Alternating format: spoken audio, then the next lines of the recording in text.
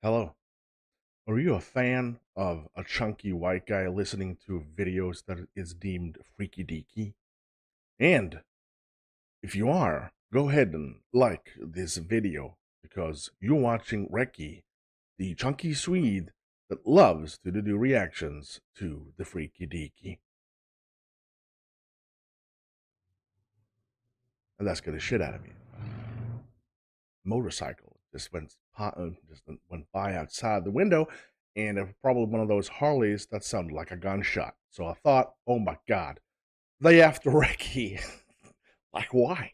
No one cares, Recky. All right, so the video we're about to watch is, of course, MrBallen, and this is released 4 days ago, and I happened to stumble upon this video because it says they all heard dead people.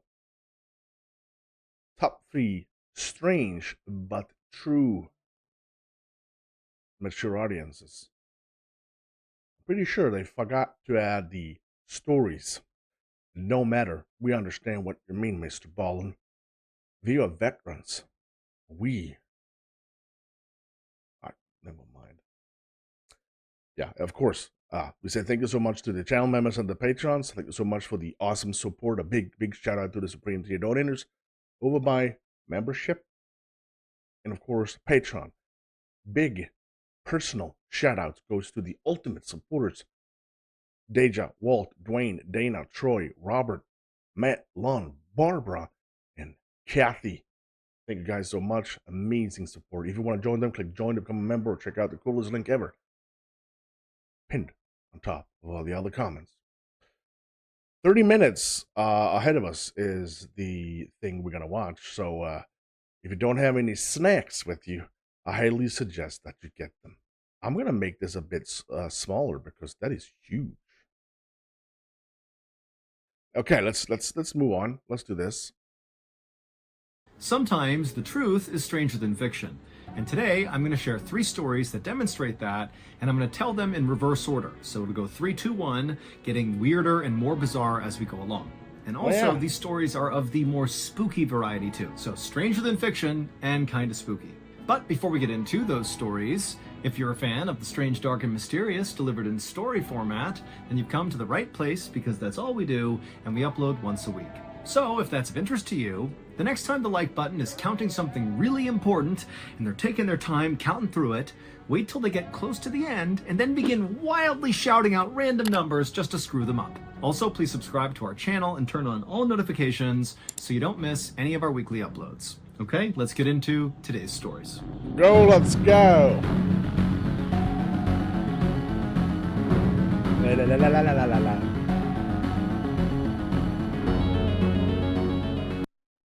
More than a feeling. Number 3. At around 5 p.m. on August 29th, 1954, a 53-year-old woman named Juliet Exline had just sat down on her couch with a book inside of her home in Los Angeles when she got this weird wave of anxiety that kind of rushed over her. Now, there was nothing she could think of that would cause her to feel this way, and she even looked around her house thinking, maybe there was something weird going on, but there was nothing. And so finally, Juliet, she put her book down and just took a few calming breaths to kind of go back to normal. Like, she didn't know what was going on, but she could tell she was super anxious. Now, generally speaking, Juliet was a very mellow person. She was not prone to anxiety attacks like this, and so that kind of caught her off guard.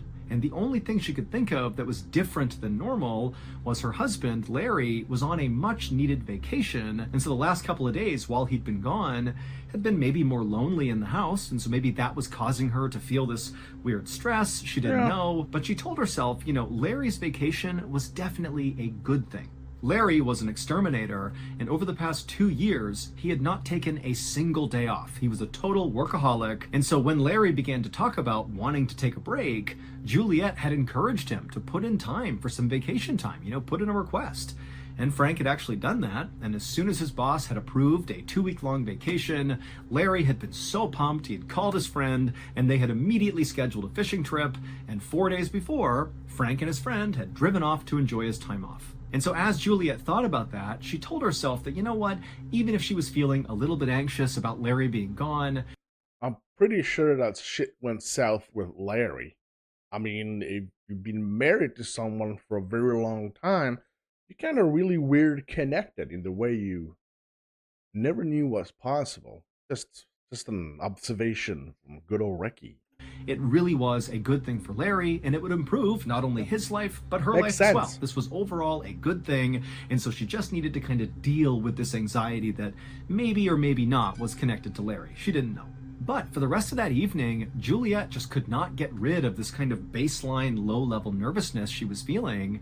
And so at some point, she began getting up and walking around her house and confirming all the windows were shut and locked and the doors were locked. She was drawing curtains, checking in closets, making sure everything was totally safe.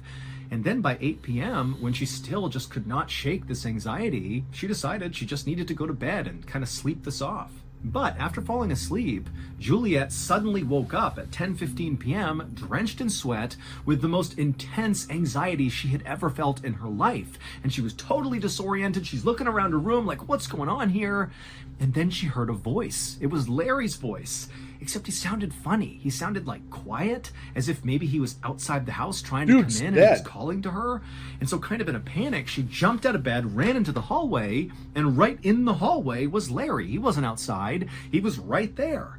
Except something was wrong with Larry. He was kind of hunched over and grabbing his stomach, and he had his hand on the wall, and he also appeared to be soaking wet. And so Juliet had no idea what was going on, but between all that anxiety and now seeing Larry here in this weird state, she couldn't help herself. She just ran towards him to just make sure he was okay. But as soon as she got about a foot away from him, he held out his hand and said, "No, don't touch me. I have to go back."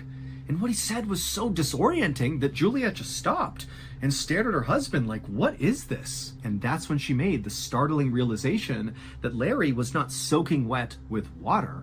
He was soaking wet with blood, and he was clutching his stomach like something was bleeding in his midsection. And the reason he had sounded so quiet when he had called out to her and woken her up was because he was clearly hurt. And so Juliet has no clue what's going on. Like, her husband was supposed to be 7 hours away on this fishing trip. And so how is he here? It didn't make any sense. Is he shot?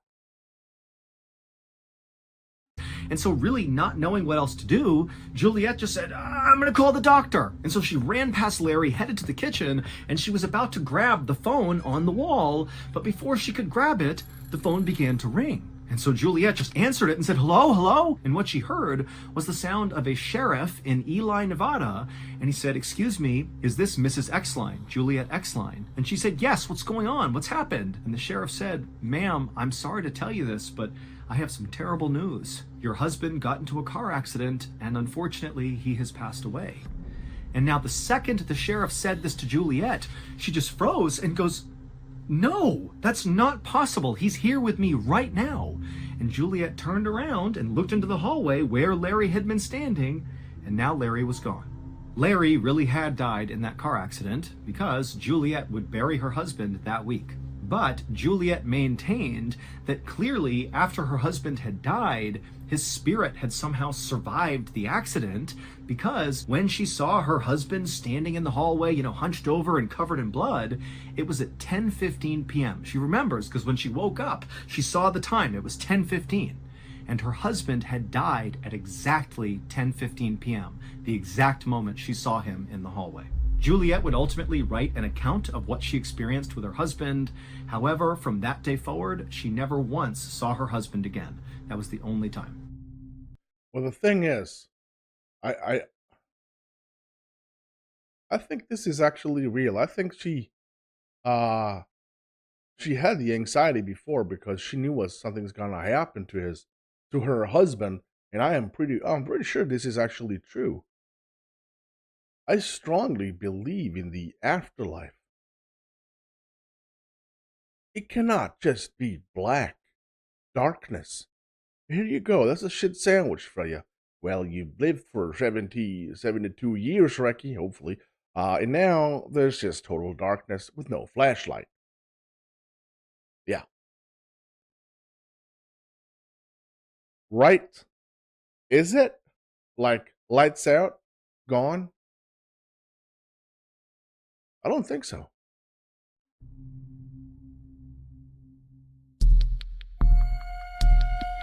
Ooh, goosebumps. I like that. At Goosebumps. 12:30 p.m. on March 7th, 2015, a police officer named Tyler Beddoes, along with his partner, were driving in his police cruiser near the Spanish Fork River in Utah when suddenly a police dispatcher came on over the radio. And this dispatcher was speaking very urgently and said, "Hey, a fisherman has just called in to say that he spotted what looks like an upturned SUV partially submerged in the Spanish Fork River right underneath the bridge. And whoever is closest to this bridge, get over there and see if there's anybody inside the vehicle that can be saved."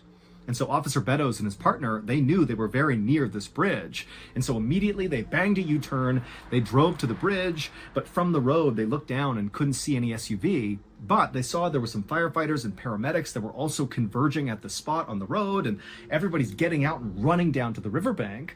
And so Beddoes and his partner did the same thing. They got out and they ran down, and then finally when they got to the riverbank and they saw underneath this bridge, sure enough, there was this red SUV, upturned, partially submerged, and he noticed right away that none of the doors had been opened in this SUV, and so it meant whoever was driving this vehicle when it flipped over very likely was still inside. And so Officer Beddoes and his partner and the other first responders just jumped into this icy cold river and began making their way closer and closer to this upturned SUV, which again, it's not fully submerged. It's like a third of the way underwater. So if you were sitting in the seat inside of this vehicle and you were an adult, your head would basically be in the water if you were still strapped into the seat. And as they're making their way towards this SUV, when they got close enough, they began hearing a woman inside of the vehicle screaming, "Hey, we're in here! Come over here, help!" But when Officer Beddoes and the rest of the first responders actually reached the SUV, the water was so murky and it basically completely covered up the windows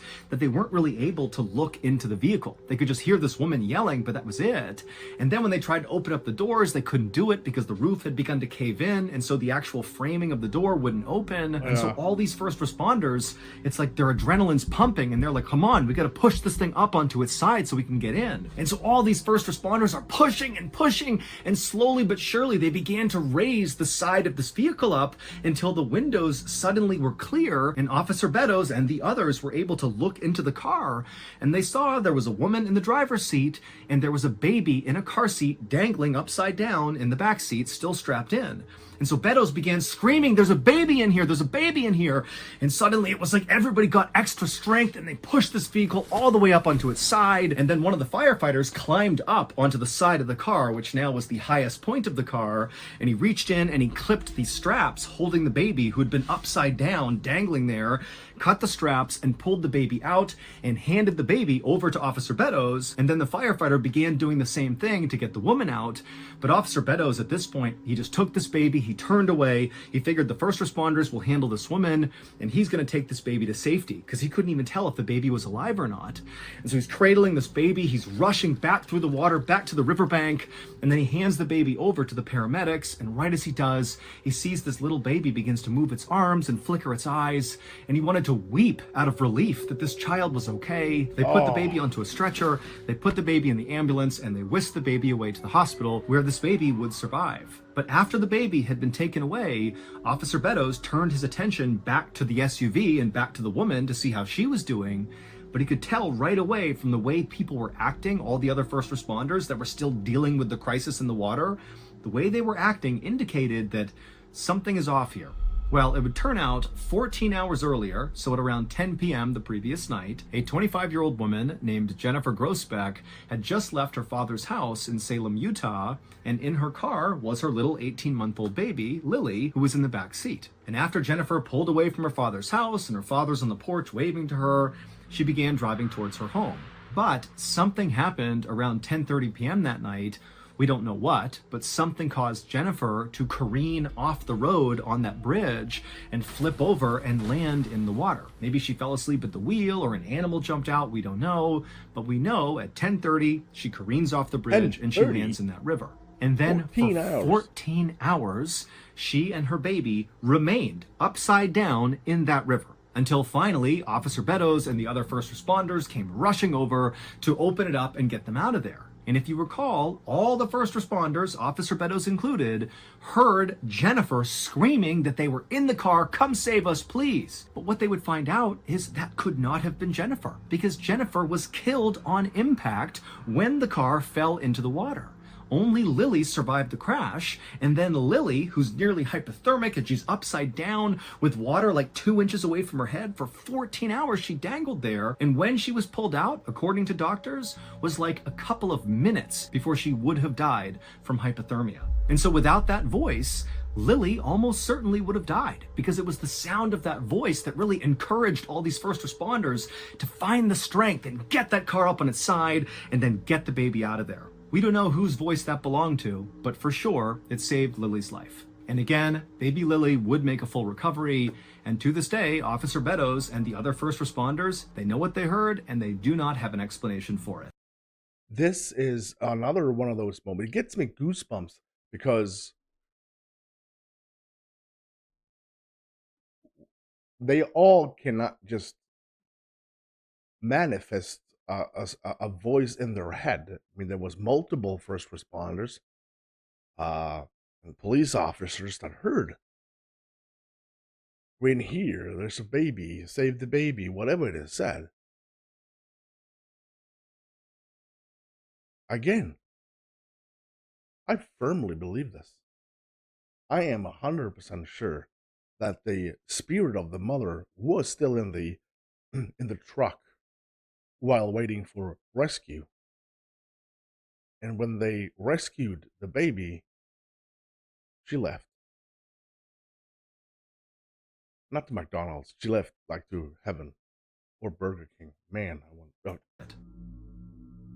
amazing stuff. I love this. Do you like scary stories about cryptids, the paranormal, the supernatural, bizarre true crime? Of course you do. Well, I have a podcast for you to check out. It's called Bedtime Stories, and it's a weekly podcast from our studio, Ballen Studios, that I know you will love if you're a fan of the strange, dark, and mysterious. With every episode of Bedtime Stories, I feel totally creeped out by the end. They're just so good at building the suspense and just making it feel really unsettling. You may have heard of Bedtime Stories because they actually have an amazing YouTube channel that I've been a subscriber to for years. They're literally my favorite YouTube channel, not a lie. That's the one I go to, that's my favorite channel. But now they're available in podcast form as well. And if you stick around till the end of this YouTube video, I will play you a clip from one of their newest podcast episodes so you can get a feel for what it's going to be like. And when you're done listening to that clip, if you liked it, please go and follow and binge Bedtime Stories on whichever podcast platform you listen on. Okay, back to the stories. Ooh, nasty. At around 9 p.m. on October 26, 2009, a 19-year-old college student named Makako Hiroka bagged up the last bit of trash inside of the ice cream parlor where she worked, and she dumped it into a bag, and she tied that bag up. It was closing time, and so Makako looked around the inside of the parlor, made sure everything was where it was supposed to be, and then she flipped off the lights, threw her purse over her shoulder, she grabbed that bag of trash, she headed outside the parlor, she shut and locked the door, she dumped the trash in a nearby bin, and then began walking towards the exit of the mall, which is where this parlor was located. It was inside of this big mall. Makako went to school in a city called Hamada City, which is located on the coast of Japan in an area called the Shimane Prefecture. And Hamada City was a totally beautiful and very remote location with these amazing beaches and unbelievable mountains with all these ski resorts on it. I mean, this was an incredible place to live. But as much as Makako did love living there, she was actually far more excited about where she'd be living the next year because she was doing an exchange program. She'd be studying in Russia, and that was so exciting for her. And in fact, this exchange program was the reason why Makako had picked up this job at this ice cream parlor, because she came from a family that was not poor by any means, but they didn't have a lot of extra income, and Makako felt strongly that she really wanted to pay her way to go do this big Russian exchange program because it wasn't cheap, and so she was picking up as many shifts as she could to save up money to pay her way. And so Makako eventually reached the exit of this mall, and she stepped outside into the night, and then she had a decision she needed to make, and she needed to make this decision every night after work. There were two ways that she could get back to her dorm, which was located about a mile away. The quick way would be to just hop on a bus and have the bus take her to her dorm, but that cost money. And remember, Makako is trying to save up as much money as she can to pay for Russia next year. And so taking the bus just felt like, not really worth it. And the other option, which was free, was much longer and frankly just plain spooky. And Makako hated it. What it entailed was basically just walking to her dorm, but it would mean walking for about a third of a mile through this really spooky forest that looked like it was straight out of a horror movie. Now, up until recently, Miyako's co-worker had always No. left with her at the same time, and they lived roughly in the same area, and so they would Yeah, I'm taking the bus. walk together through that forest, saving money, and also, providing each other security as they went through the spooky area.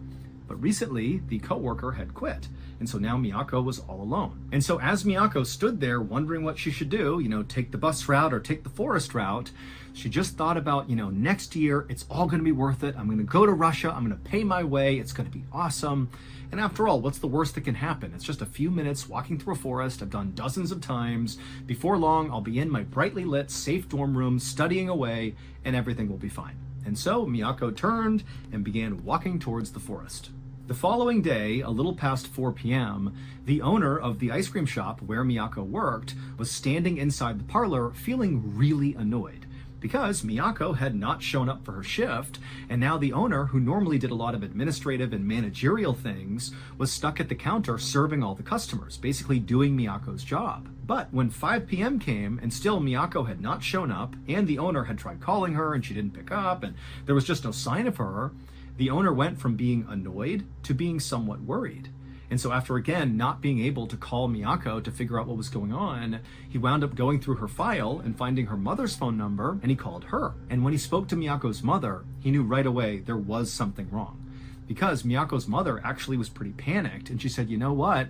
Last night when Miyako was coming home from work, she told me she would call me when she got to her dorm, but I never heard from her, and I haven't been able to get in touch with her since. And so after this conversation ended, Miyako's mother would call the police and report her daughter missing. And pretty much instantly, the police in Hamada City responded in force. I mean, they launched a huge investigation to go figure out what happened to Miyako. And really the reason behind that is because Hamada City is this unbelievable place, this secluded, safe place where things like this did not happen. And frankly, it scared everybody, and they wanted to deal with it as quickly as possible. And So a low crime town or zero crime town. so what police did at first is they went and looked at security footage from the ice cream parlor where they knew she had been working on the night she went missing. And sure enough, at about 9:16 p.m., there's footage of her walking out of the ice cream parlor in the mall. She's got a purse over her shoulder, and she shuts and locks the door, she throws the trash away, and then she heads towards the exit. But after that, nobody saw her. There was no more footage, there was no more tips or anything. She just vanished once she left the mall. And so very quickly, this story gained lots of attention because again, Hamada City is like this quintessential vacation spot. It's so perfect, it's so safe. And to have this girl just go missing, it was scandalous. And so it made the news all over Hamada City, and also people who lived in Hamada City were suddenly on edge at night. What's out there snatching people up? In fact, Miyako's college, during the few days following her disappearance, they set a curfew for all their students. Like all their students had to be back in their dorms at a certain time to keep them safe. But again, despite the police really leaning into this case from the jump and putting all their manpower and all their resources into this, they really had no idea what happened to Miyako. Then, on November 6th, 2009, so 11 days after Miyako went missing, a man who was hunting for mushrooms up on this mountainside about 15 miles away from the ice cream parlor believed he spotted this beautiful mushroom sitting underneath a few fallen leaves. And so excited, the guy runs over and he begins moving away the leaves to grab this big meaty mushroom.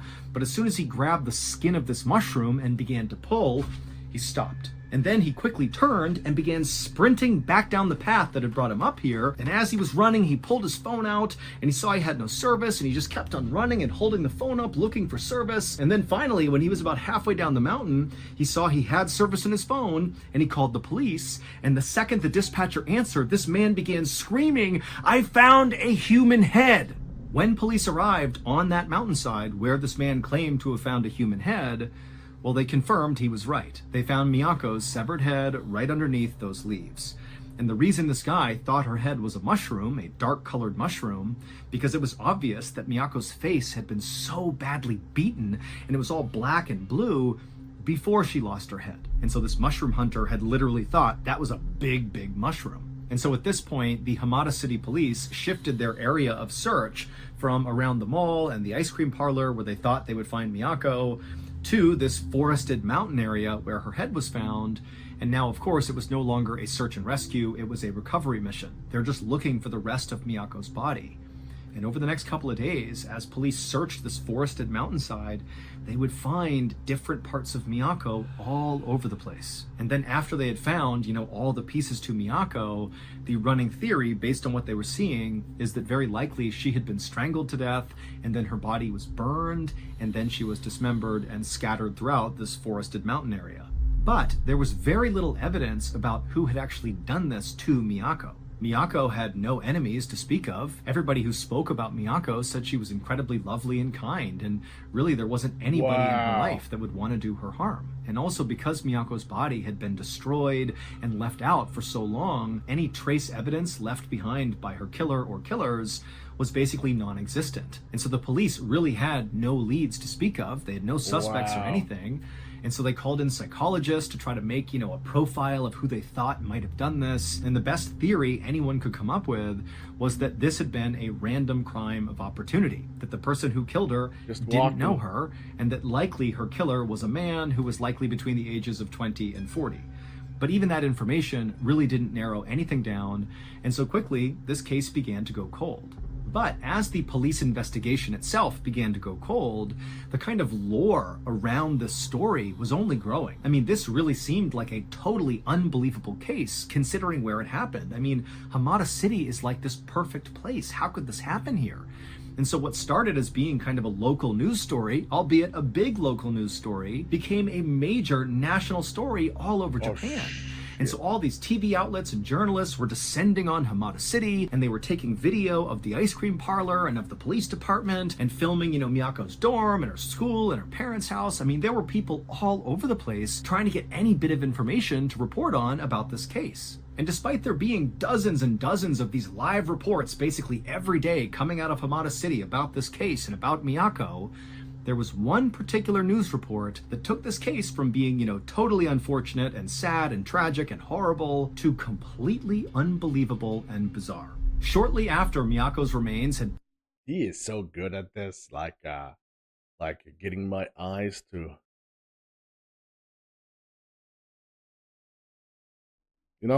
He's good at that. Basically all been found, but they were still doing some recovery operations up on that mountainside. One of these kind of random TV reporters who was in Hamada City to report on this crazy case decided to set up their TV camera so it was pointing towards the dark entrance of that spooky forest that Makako would walk through to get back to her dorm. And so this TV news reporter's got their microphone and, they're standing with the forest entrance right behind them, and the cameraman's filming, looking towards this I'm gonna freak out. Opening of the forest, and the actual report was pretty generic. I mean, this reporter was basically saying, well, coming at you live from Hamada City, just outside of the forest where perhaps Makako was killed, and it was just like that. It was just kind of talking about the case, and there was nothing to it.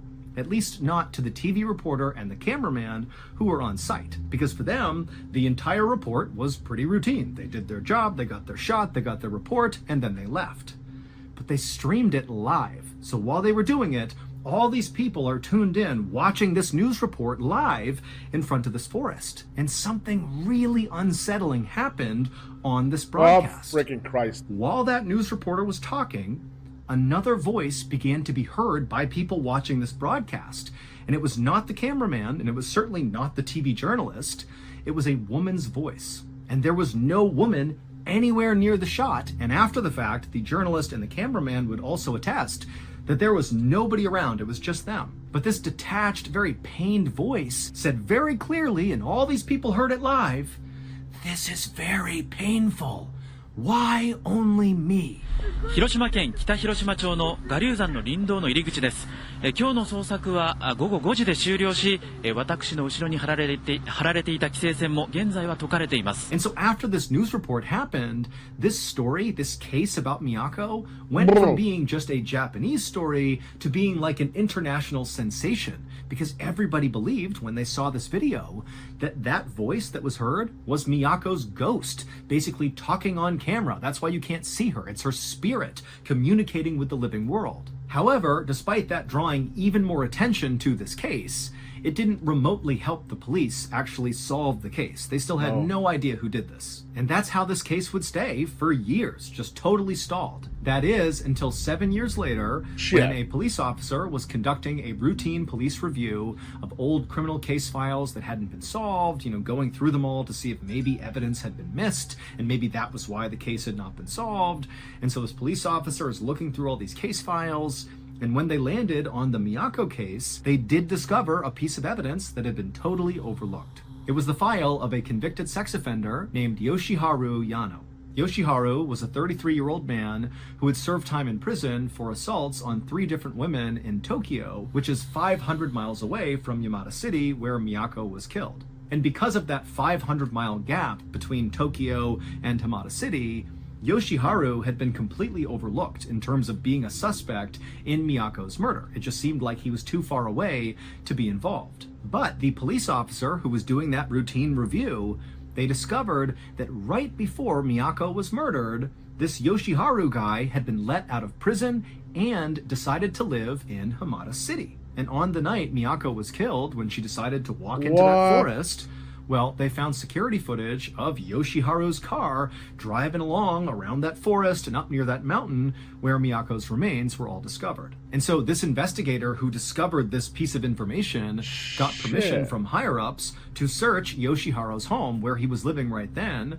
And when they searched his home, they discovered a digital camera with 40 photos on it that would explain what happened to Makako. It was very clear Yoshiharu had murdered Makako because some of the pictures contain photos of Makako and they are just horrible. But figuring out who Miyako's killer was not the end of this case. In fact, it wasn't even the most shocking part of this case. The most shocking part of this case is what happened to Miyako's killer, Yoshiharu, basically right after she was murdered, and that voice, that detached female voice, was heard on that TV news report. 7 years earlier, right around the time that Miyako's head had been found, and also after that voice had been heard on the TV newscast, some people who were driving in a car north of Yamada City began calling the police to report something very strange. They called the police and said, there is this small white Toyota Corolla car that has 2 people inside of it, and they've driven to the side of the road, and the driver is ramming over and over again against the railing. Like they're smashing into the railing, backing up, smashing over and over again, like the car is somehow in control. They don't understand how these people are not getting out of the car. Like, what are they doing? Traffic had stopped on either side. It was just totally nonsensical. And then by the time the police showed up, this car that was just repeatedly driving into the side of this guardrail, it burst into flames with the 2 people inside still clearly alive and looking terrified, and they caught on fire and died. Now, at the time, this did make the news. It looked very much like some sort of weird murder-suicide where the driver had intentionally, driven the car until it burst into flames and killed themselves and also their passenger. But it didn't really amount to more than just a really weird news story because there was no connection to the Makako case. This is like a totally isolated thing. However, 7 years later, when that police officer discovered the link that Yoshiharu was in Yamada City, and then they figured out, yep, Yoshiharu was the killer, well, suddenly, that totally weird murder-suicide took on a whole new meaning, because the driver of that car was Yoshiharu, and the passenger was his mother. And again, from eyewitness testimony, it didn't really make sense the way this all happened. It was almost like the car was possessed or something, that, the passengers couldn't control it. Now, who knows if that's true, but when you combine it with the sound of that female voice on the TV news camera, everybody assumed it was Miyako's ghost saying, this is so painful, why only me? Suddenly those words took on a new meaning. People thought, you know what it is? Miyako's ghost must have taken control of that car and made sure not only Yoshiharu suffered and died, but his family member died as well, that she was seeking her revenge on her killer.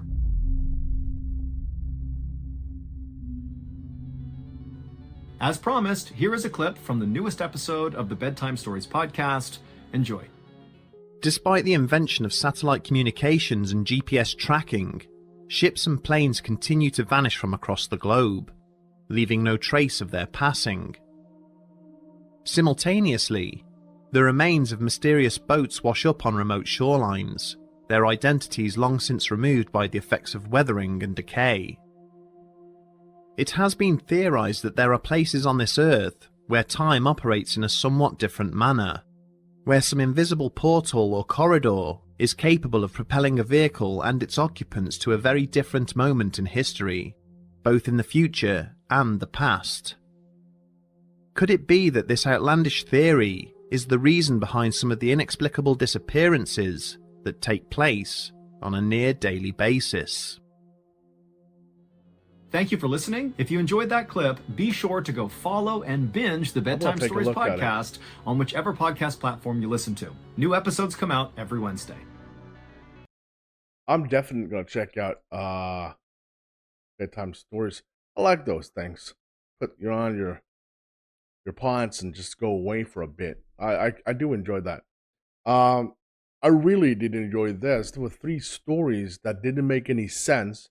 They were freaky, they were weird, strange. And I guess you have to believe it in some sense to actually enjoy the stories. I want to hear your opinion. Let me know in the comment section. Other than that, I'm Recky. You stay safe.